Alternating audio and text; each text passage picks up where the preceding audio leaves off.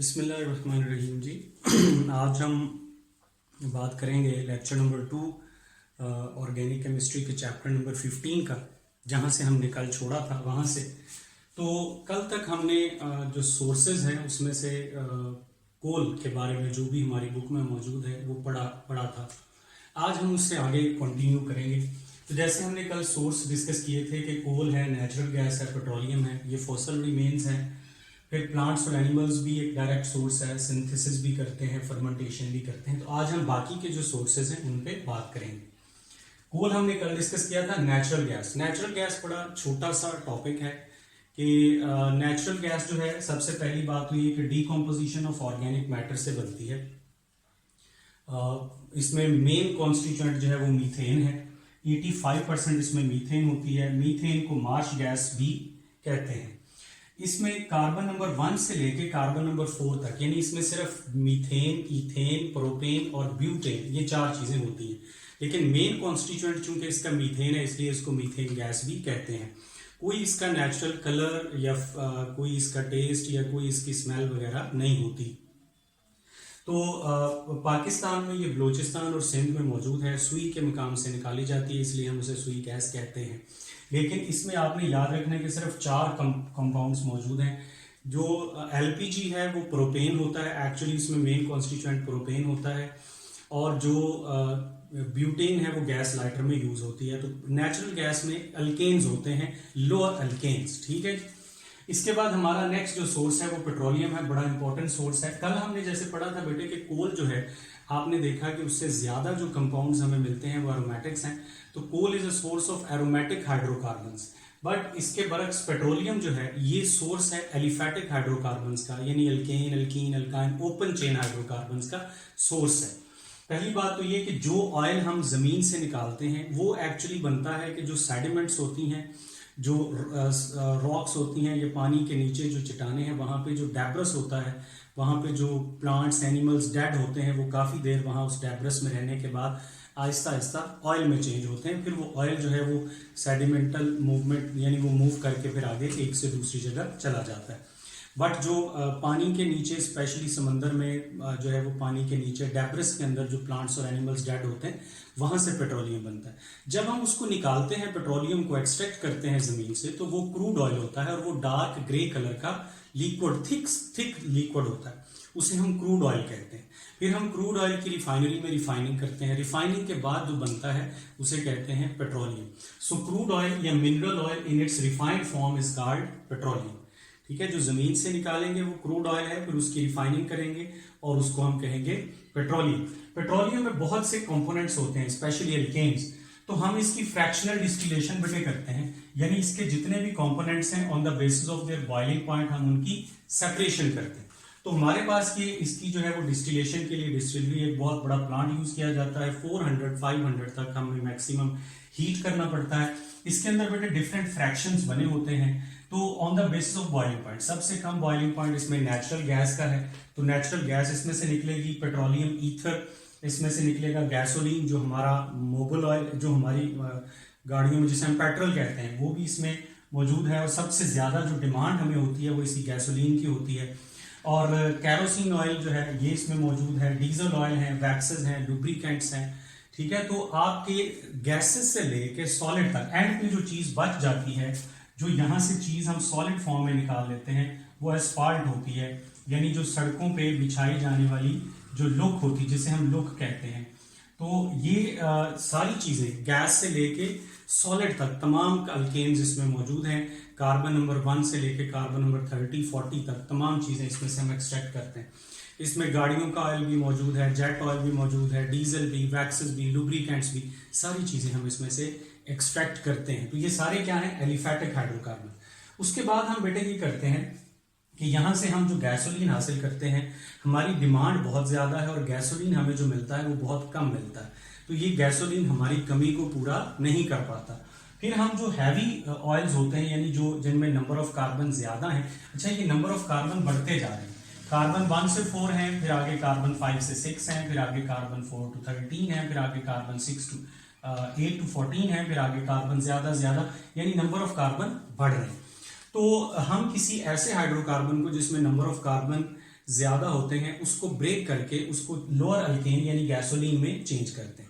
Higher hydrocarbon को lower hydrocarbon में break करना, इस प्रोसेस को कहते हैं क्रैकिंग। तो क्रैकिंग के जरिए हम हायर हाइड्रोकार्बन को लोअर हाइड्रोकार्बन में कन्वर्ट करते हैं। हमारा मेन मकसद गैसोलीन बनाना होता है। तो cracking is used to increase the quantity of gasoline. ठीक है। अब इसमें जब आप क्रैकिंग करते हैं तो कुछ बाय प्रोडक्ट्स बनती है जिन्हें आप पेट्रोकेमिकल्स कहते हैं। बाय प्रोडक्ट में इथीन है यानी ओलिफिन्स भी होते हैं, मीथेन गैस भी होती है, एसिटाइलिन भी होती है और एरोमेटिक्स भी होते हैं, बेंजीन, ज़ाइलीन, टॉलिन और इथीन, प्रोपीन, ब्यूटीन वगैरह ये सारी। तो बाय प्रोडक्ट जो है ये बड़ी इंपॉर्टेंट चीजें हैं। हमारी जितनी भी सिंथेटिक चीजें हमारे इर्द गिर्द हैं, ड्रग्स हैं, डाइज हैं, मेडिसिन हैं, पेंट्स हैं, वार्निशेस हैं, प्लास्टिक है, रबर है, ये ज्यादातर चीजें पेट्रोकेमिकल से बनाई जाती हैं। पेट्रोकेमिकल बहुत बड़ी एक इंडस्ट्री है। सो पेट्रोलियम की फ्रैक्शनल डिस्टिलेशन से एक तो हम अपने अल्केन्स हासिल करते हैं, फिर उसकी क्रैकिंग से हम बाय प्रोडक्ट्स हासिल करते हैं। एक तो हमने गैसोलीन बनाया, गैसोलीन के अलावा जो बाय प्रोडक्ट्स हैं वो बड़ी यूजफुल प्रोडक्ट्स हैं। असल में ये सवाल हमारी कोई क्विज में पूछा गया है कि कुछ पेट्रोकेमिकल से जो पेट्रोलियम से बनने वाली कुछ प्रोडक्ट के नाम लिखें, तो ये हमने इसलिए इसको डिस्कस किया। तो पेट्रोल एक बहुत बड़ा सोर्स है, याद रखिएगा। इसकी फ्रैक्शनल डिस्टिलेशन करते हैं। फिर बेटे fractional distillation on the basis of boiling point, separation जिसे कहते हैं। प्लांट्स एंड एनिमल एक बहुत बड़ा सोर्स है। इसमें आपको पता है कि डायरेक्ट आज भी हम बहुत सी चीजें प्लांट्स और एनिमल से हासिल करते हैं। इसमें कुछ एग्जांपल्स बुक में लिखी हुई हैं, वो आपने देख लेनी है। कार्बोहाइड्रेट्स हम बहुत से आज भी प्लांट्स और एनिमल से हासिल करते हैं। प्रोटीन्स हैं हम हासिल करते हैं। फैट्स एंड ऑयल्स हैं, ठीक है, ये हम आज भी देसी घी जैसे, तो ये हम हासिल करते हैं। वाइटामिन्स हैं, हार्मोन्स हैं, स्टीरॉइड्स हैं, अल्कलॉइड्स हैं। अल्कलॉइड्स बेटे नाइट्रोजीनियस बेस्ड बेसिक कंपाउंड्स होते हैं, मॉलिक्यूल होते हैं, जैसे निकोटीन है, यानी इस तरह की जो स्पेशली जो मॉलिक्यूल्स हैं जिनका मेडिसिनल इफेक्ट बहुत ज्यादा होता है। फिर परफ्यूम्स हैं बेटे, फ्लेवर्स हैं, रेजन्स हैं। तो ये सारी चीजें आपकी बुक में एग्जांपल लिखी हुई हैं। तो आज भी हम लेदर है, ठीक है, जो एनिमल हाइड से बनाई जाती है, बहुत सी चीजें हम प्लांट्स और एनिमल से आज भी हासिल करते हैं। और आज भी प्लांट्स और एनिमल्स एक बहुत अच्छा सोर्स है ऑर्गेनिक कंपाउंड का। फिर हम जो ज्यादा चीजें बनाते हैं वो सिंथेसाइज करते हैं। ज्यादातर चीजें हमारा जो ज्यादा बड़ा सोर्स है वो सिंथेसिस है। सिंथेसिस का मतलब है कि लैब में केमिकल रिएक्शन के जरिए किसी चीज को प्रिपेयर करना, ऑर्गेनिक कंपाउंड को प्रिपेयर करना। इसमें दो तरह की सिंथेसिस है जो हमारी बुक में बताई गई है, टोटल सिंथेसिस और पार्शियल सिंथेसिस। पहले तो आपको इनमें डिफरेंशिएट करना आना चाहिए। टोटल सिंथेसिस में देखिए चीप रॉ मटेरियल को प्रोडक्ट में कन्वर्ट करना, टारगेट प्रोडक्ट में। यानी आपके पास कोई नेचुरल रॉ प्रोडक्ट है जो नेचुरली मौजूद है, जो अल्लाह की जात ने आपको बना के दी हुई है, आप उसको डायरेक्ट कन्वर्ट कर दें किसी भी और रॉ मटेरियल में जो नेचुरली मौजूद नहीं है, तो ये होगा टोटल सिंथेसिस। ठीक है, जैसे मीथेन आपको नेचुरली मिल जाएगी, मीथेन को आप एल्कोहल में चेंज कर दें। ये अमोनियम साइनेट सॉल्ट आपको मिल जाएगा, इसको यूरिया में कन्वर्ट करना, ये एक कौन सी सिंथेसिस है? टोटल सिंथेसिस है। ठीक है, नेचुरल रॉ मटेरियल को, क्रूड नेचुरल रॉ मटेरियल को टारगेट कंपाउंड में कन्वर्ट करना। टोटल सिंथेसिस को एक और तरह से भी डिफाइन किया जाता है बेटे कि आप जब कोई पहले से चीज बनी हुई है लेकिन आप उसी चीज को किसी नए मेथड से बनाते हैं, किसी नए रूट से बनाते हैं। ठीक है, कन्वर्जन या formation of a product with a new root, उसे भी आप कहते हैं न्यू पाथ, न्यू मैकेनिज्म, उसे भी आप कहते हैं टोटल सिंथेसिस। यानी पहले से वो चीज तो बनी हुई थी उसी रिएक्टेंट से, लेकिन आपने उसको नए तरीके से बना दिया, वो भी टोटल सिंथेसिस में आएगा। पार्शियल सिंथेसिस होता है कि आप किसी आइसोलेटेड रॉ प्रोडक्ट को, यानी आपके पास एक नेचुरल रॉ प्रोडक्ट है, जैसे हमारे पास पेट्रोलियम है। अब पेट्रोलियम हमारे पास नेचुरल रॉ मटेरियल हमारे पास मिल जाता है, इससे हम आइसोलेट करेंगे कोई चीज, यानी पहले इसके आइसोलेशन करेंगे किसी खास कंपाउंड की और उसका आगे उसको टारगेट कंपाउंड में कन्वर्ट करेंगे। अब ये टॉलिन है, ये हमारे पास, ये टॉलिन का फॉर्मूला बेटा, बेंजीन के साथ मिथाइल ग्रुप लगा हो, इसे टॉलिन कहते हैं। तो टॉलिन जो है कि नेचुरली मौजूद नहीं है, नेचुरली पेट्रोलियम के अंदर है लेकिन हमें एक्सट्रैक्ट करना पड़ेगा। तो हम किसी एक्सट्रैक्टेड फॉर्म को किसी पहले हमें आइसोलेट करना पड़ेगा, उसके बाद आगे उसकी कन्वर्जन करेंगे, तो ये इसकी ऑक्सीडेशन करेंगे तो ये बन जाएगा बेंजोइक एसिड। अब ये रिएक्शन यहां से, ये चीज नेचुरली मौजूद नहीं है, हमें आइसोलेट करनी पड़ेगी। तो आइसोलेटेड रॉ प्रोडक्ट को टारगेट प्रोडक्ट में कन्वर्ट करना, इसे आप कहेंगे पार्शियल सिंथेसिस। तो हमारी आज के दौर में, जैसे मैंने कहा, मोर देन 80% चीजें सिंथेसाइज की हुई हैं, बहुत सी ऐसी चीजें हैं जिन्होंने नेचुरल चीजों को रिप्लेस कर दिया है, जैसे फाइबर है, जैसे प्लास्टिक है, जैसे रेजन्स हैं, जैसे फ्लेवर्स हैं, और बहुत सी ऐसी चीजें भी हैं जो नेचुरल से ज्यादा बेहतर हैं, ठीक है, जैसे डाइज हैं। अब सिंथेटिक डाइज जो हैं वो ज्यादा बेहतर हैं नेचुरल से। तो ये बहुत बड़ी इसमें कुछ चीजें लिखी हुई हैं, डाइज है, रबर है, फाइबर है, प्लास्टिक है, ड्रग्स हैं, वाइटामिन हैं, ठीक है, बहुत सी और चीजें। ड्रग जो है इसमें मेडिसिन भी ड्रग ही एक टाइप है। तो ये सारी चीजें जो हैं जो हम आज के दौर में हमारे इर्द गिर्द मौजूद हैं, ये हमने सिंथेसाइज की हुई है, ठीक है। कॉस्मेटिक्स हैं, पेंट्स हैं, मेडिसिन हैं, वार्निशेस हैं, तो ये सिंथेसाइज की हुई हैं इन अपने ऑर्गेनिक मटेरियल के तौर पे। तो टोटल सिंथेसिस, पार्शियल सिंथेसिस को डिफाइन करना है, विद एग्जांपल याद रखना है, और कुछ चीजों के नाम लिखने हैं जो कि आपने जिनकी आपने सिंथेसिस की, सारों के तो नहीं, लेकिन कुछ चीजें जो बुक में मेंशन की गई हैं उनके आपने नाम लिखने। तो ये सिंथेसिस जो है ये हमारा एक बहुत बड़ा सोर्स है ऑर्गेनिक कंपाउंड्स को।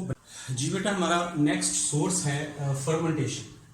फर्मेंटेशन सारे चीजें तो इससे नहीं बनाई जाती, लेकिन फर्मेंटेशन का मतलब है production of chemicals by the action of micro organisms, यानी एक ऐसा प्रोसेस जिसमें आप कोई यूजफुल प्रोडक्ट हासिल करते हैं माइक्रो ऑर्गेनिज्म के जरिए। जैसे कि आप जो है वो योगर्ट, दही बनाते हैं दूध से, जैसे अल्कोहल बनती है, जैसे जो है विनेगर बनता है, ठीक है, वाइटामिन बनते हैं, एंटीबायोटिक्स बनती हैं, पेनिसिलिन जो है वो फर्मेंटेशन से ही तो बनी थी।